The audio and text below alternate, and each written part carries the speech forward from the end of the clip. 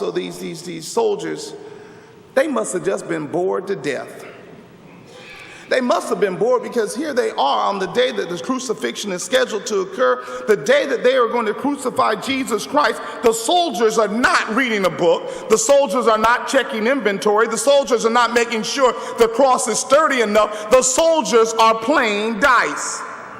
It's ironic, it is, that these soldiers are here at the foot of the cross playing dice and understanding, well, what is occurring on the cross they cannot afford to be without. They cannot afford Jesus to be off that cross, yet they're playing dice while Jesus is dying for their sins. I've always wondered, what really were they doing? What were they really doing? What were they really thinking? Yes, I'm pretty clear they were bored, because they probably went through crucifixions on a regular basis. They knew the routine. The person would show up, they would nail them to the cross, they put the cross up, and the person would die. I'm sure they're very used to the routine, but what was it this day that made them go beyond the norm? They did not read a book. They weren't making phone calls. They weren't even considering what they were going to have for lunch or dinner that evening. They were playing games. Here they are at the cross. So I had to figure out what made them at that day play games at work. What was it at that day that made them think that this was more important than Jesus dying on the cross? Well, then it came to my mind. It was clear to me they understood who Jesus really was. They understood this was not some criminal. They understood that this Jesus was far different than anybody else they had to crucify. They understood this was the Jesus that turned water into wine at the wedding of Cana. They understood that this was the Jesus who spit on the ground and made a mud pack and put it on the man's eyes and told him to go wash in the pool of Siloam, and his eyes were open. This was the same Jesus who spoke Lazarus' name 3 times and Lazarus came forth. This was the same Jesus who fed 5,000 with 2 fish and 5 loaves. They understood this was not a criminal, and they understood this was not an ordinary individual. So they kind of figured out, if this was somebody special, I need to get a piece of him. Here they are, and it says that they figured it out. They were going to look at all of his clothes and make sure they got a piece of it. The text says that they look at his clothes, and each person got a part of his clothing. Then it came down to the coat.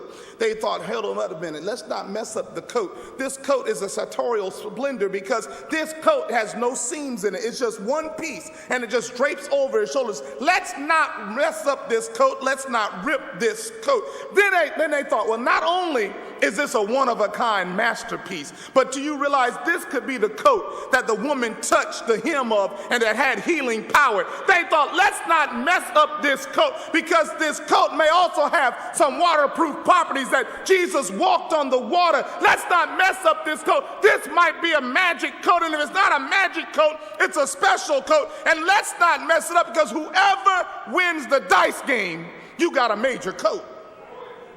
I'm trying to make excuses for these soldiers playing games that day at Calvary. What really messes me up, though, is not only did they play games, it's the location of where they were playing the game.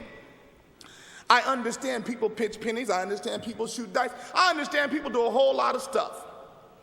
But why did they need to do it at Calvary?